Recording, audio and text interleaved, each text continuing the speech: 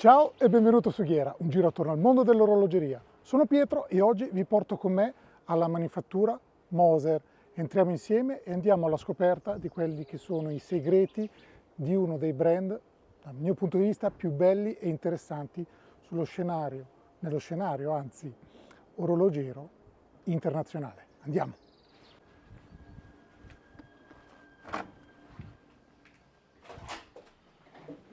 Good morning! Movements, and it can take up to 7 years, but also only 2 years. It depends a bit of the complexity. And most engineers have a background as watchmakers, so it's really easy for them to exchange with a watchmaker upstairs and to really optimize everything. And we also have like a 3D printer upstairs, so since then we really can print everything fast and look at if everything fits. Wheels, and there are a few components, and all of these we create here inside. Welcome to PEAC in Moser. So what we here do are the hairsprings. So we start with the material. We have a special alloy called PE 4000. It's iron and nickel are is the most part of the material, and we mix it with 8 different. So we have titanium, aluminium, cobalt, chrome, and so on. And what we need for a hairspring is that we have a stable, reliable, and temperature compensated material. And we start with the material in 0.6 in diameter. And the first step is to reduce the diameter from 0.6 to 0.1. So it looks like this. So this one is the bigger diameter, and this one is 0.1. And first step is to reduce it from, for example, 0.6 to 0.55, 0.53, and so on. So we have many different steps to reduce the material. So when we start with 100 meters from the beginning diameter in 0.6, we get at the end 4 kilometers in 0.1. So we have here inside pulling stones. It's a metal stone, and in the middle of the stone we have a special cutted diamond. So we have 100 different stones to reduce the diameter from the wire. So basically you're stretching the wire? Yes. So we're stretching it that the diameter gets smaller and longer. Yeah. So when it runs, it looks like this. We have a special oil for the lubrication and for cooling the wire and the stones. So the wire comes here out, is measured by a laser, and then we spool it.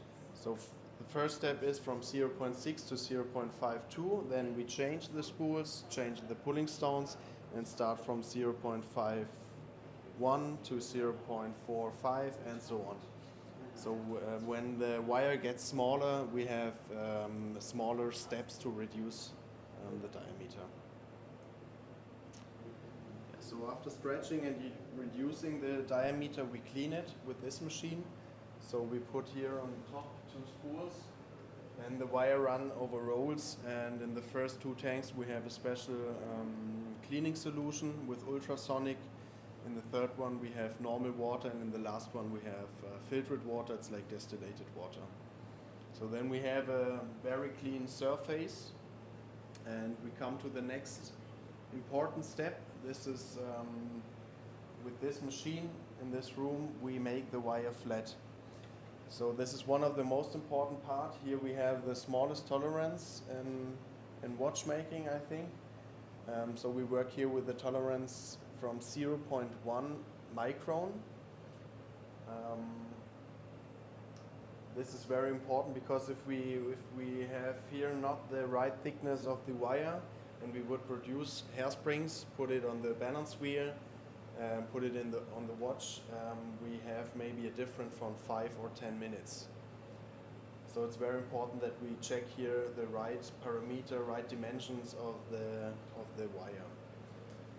So we start on the left side. Here we put the round spool at the beginning, the wire run over rolls.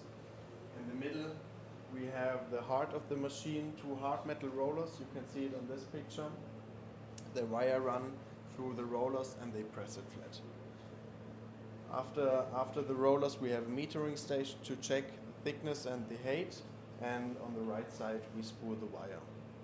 The room is air conditioned. We have a special cooling system for the oil, and on the left side we have the station for check the thickness, if it's okay or not. So in these 2 rooms we produce from the raw material the flat wire, and then we go to the next room and then you see how we wind it in the case. So first step here is to cut the wire. So we have a special machine for this step. We put the spool with a flat wire on the machine. The wire run over rolls, and we take the wire here, hold it, and then we cut it. So it looks like this.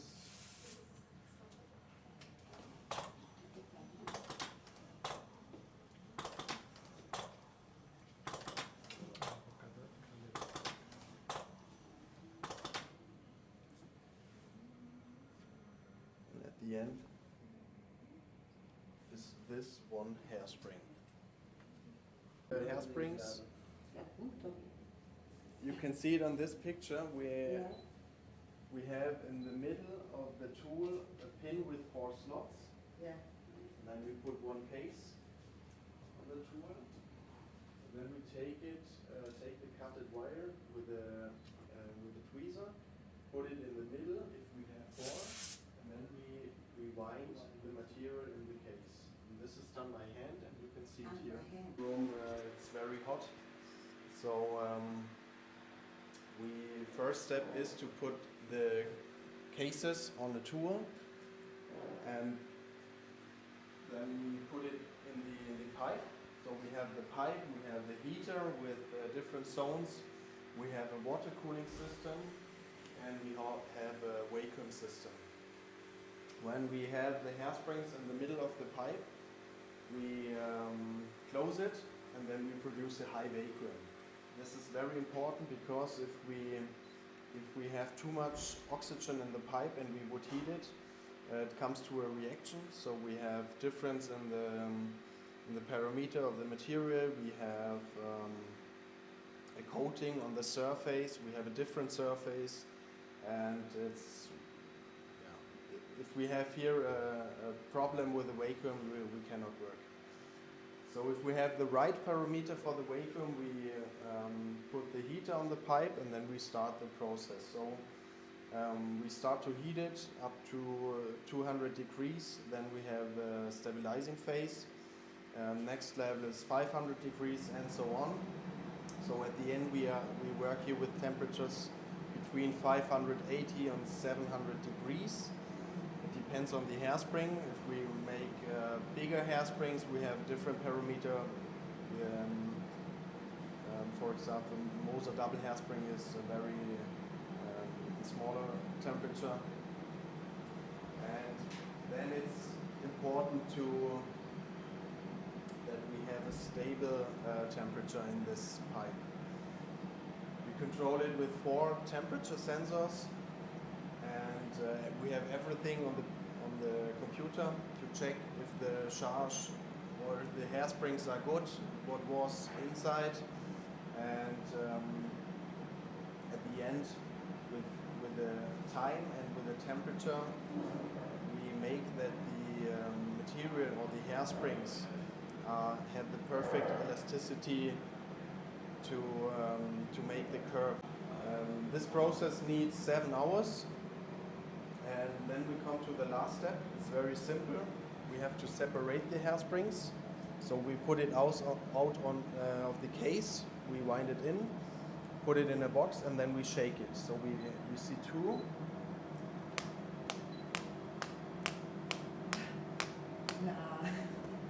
And at the end we have 8 raw hairsprings.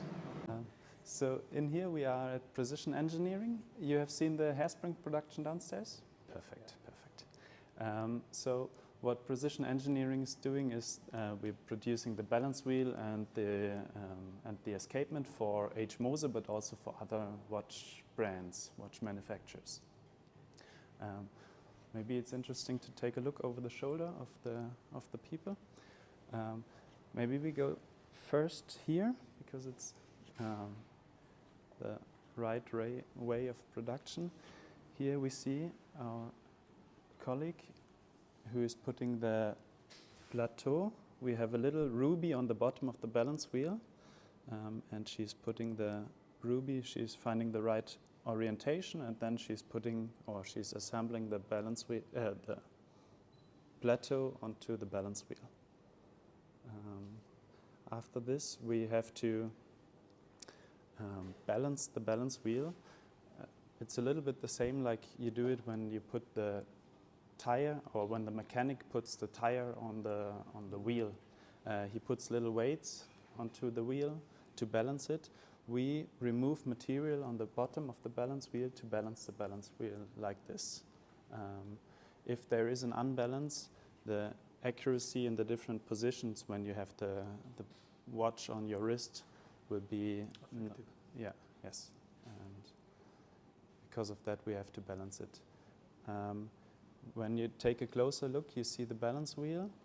We have gold screws on the outside to have a heavy weight on the outside, to have a stable oscillation of the balance wheel.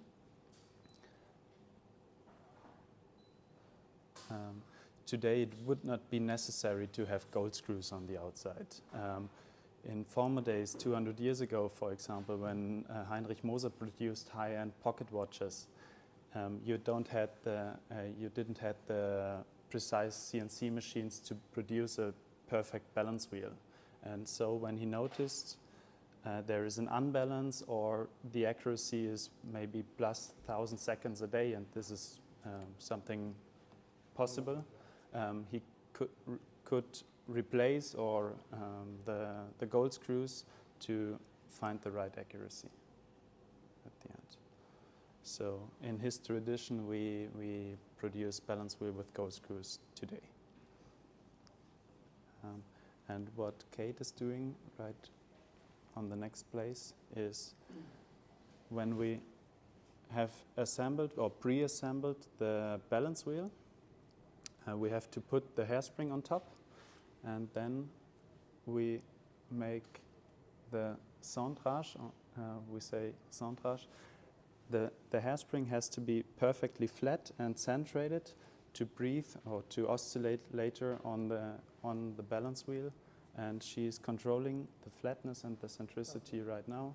If it is not perfect, she can control it with her tweezer and with a lot of skills in this case. In this case, we have a gold screwed balance wheel again. It's the same that Kate was producing right now. Here on the projector we can see 20 times bigger the balance wheel. We have the gold screws. Every 90 degrees there's a regulation screw, and when the watchmaker notices that there is the watch runs forward, for example, in the right round position, he knows, okay, I have to put this screw to the outside, or screw this screw to the outside to balance the balance wheel and find the right accuracy in every position. Usually we measure our balance wheels in 6 positions, dial up and down, and the 4 crown positions. Because if we have here, if it is not perfect, the watchmaker will have it more difficult to adjust it into the movement. We had really small tolerances in our production. In our production of the hairspring and also the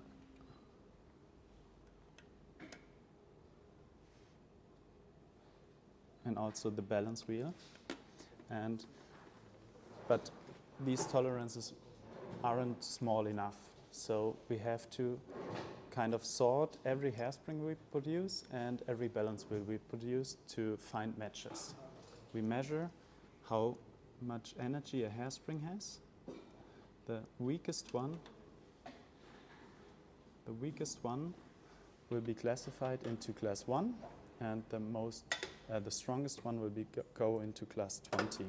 I put the hairspring onto this balance wheel.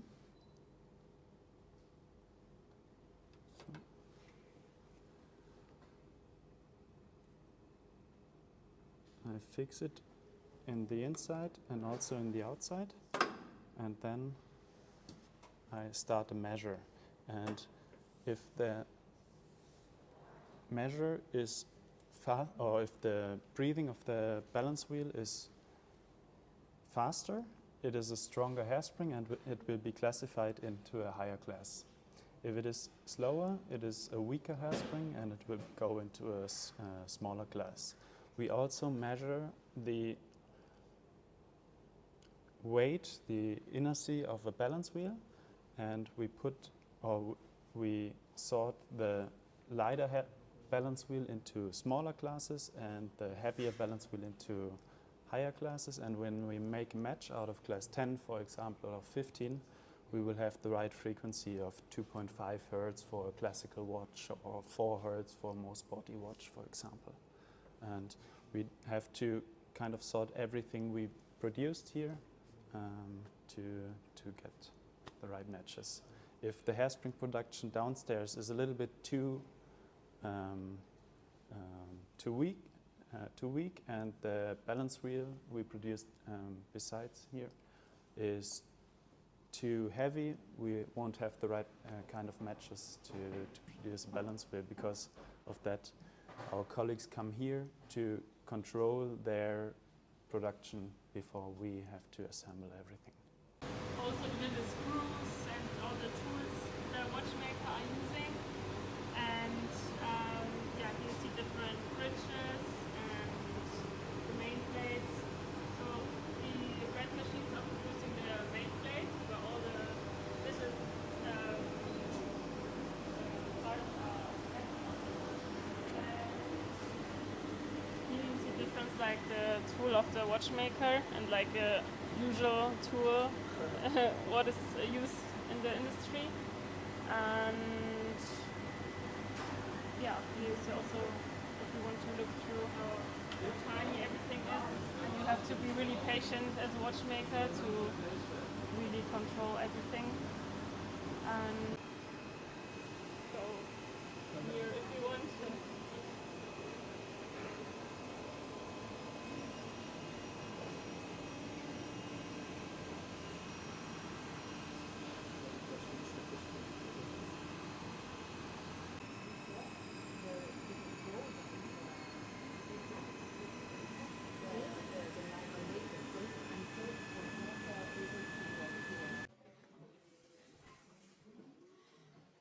You can see how he works. Here we assemble the more complicated watches, and we work in 10 at a time, because there are lots of steps that we have to do, and then assemble something and check it and do it again or things like that. So we don't work on too many movements at the same time.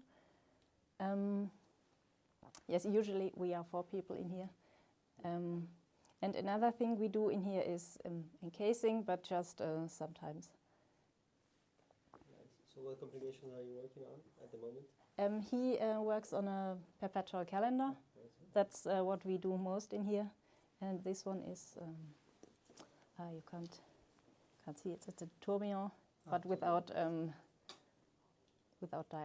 and things. Nice.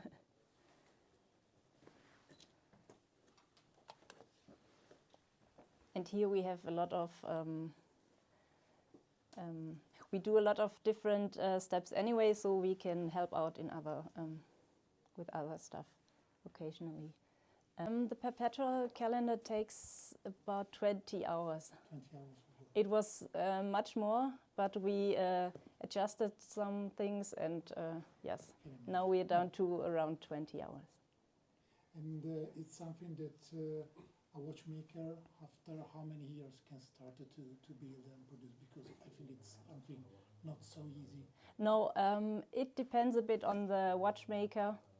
Some that are more interested in complications and are more interested in all the things, they may understand it faster, and you need to be precise enough, and yes, it depends.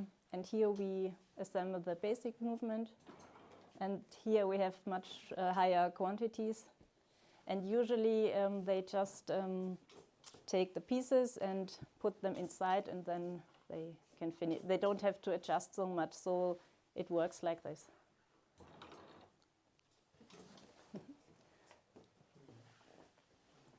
Usually there are more watchmakers. Okay. This department is full. Yes. So right now, what is he doing exactly? He is putting oil in the, I don't know the word. Yes. And the wheels, they Lubrification, something like that? yes, they are Putting oil, but yes, they're put in, and upside and downside they put oil so that they don't so they last longer. Okay. See it. He has some of the bridges, and we need stones to press into them, and sometimes little parts that get assembled before they get assembled in the watch. That's something we also do in here.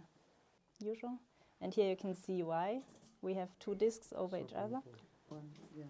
Yes. Oh.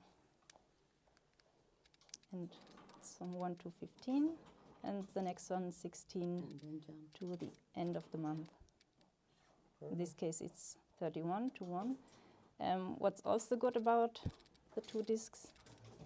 They can go backwards. Yes. And you can jump from 30 to 1 or from 21, from 29 to 1, and you don't have to show all the numbers that you don't need. And another thing, we have the, it jumps in the little part of a second, so it has a spring somewhere in the movement, and it collects the power over the whole day, and then at 12 o'clock in the night, it jumps, and now everything is done, and you can adjust it forwards, backwards. Usually they are very difficult, and you need to be very careful not to damage the watch, because you can't touch it a few hours before 12, wait for it. And we wanted to make it safe for people to use it and not break it if you have it lying around. So here is the little star for the leap year. So that's where you adjust the watch for the positions? Yes. Okay. And here you can see the module. Okay. And when you have a problem with a movement that's done, you can take out the escapement module and try a different one, so you can see if it's a problem of the movement or of the escapement. And you can start to assemble it in this department where the people know what they do, and the movement in the different department. Okay. Set the dials and the hands and put it into the case. And then they get tested again, and then they are done. Here you can see a few different dials. Oh, yeah.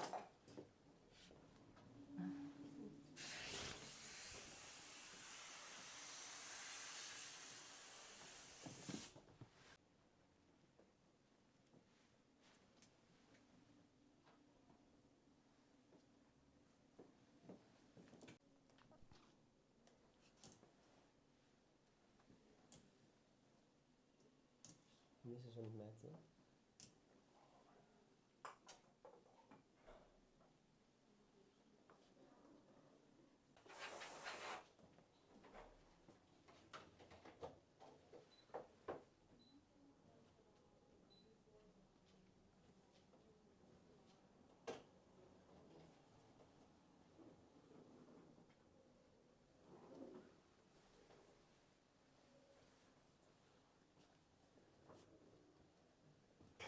Eccoci, ho finito di fare il giro per vedere tutta la manifattura di Moser, è stata eccezionale. Fatemi sapere che cosa ne pensate. Come sempre vi ricordo i canali dove potete entrare in contatto con me: Facebook, Instagram, Telegram, gruppo Facebook dedicato alle offerte per gli orologi e TikTok, e vi metto qui sotto in descrizione tutti i link per non perdervi neanche prossimi video. Vi lascio qui in fondo qualche altro suggerimento.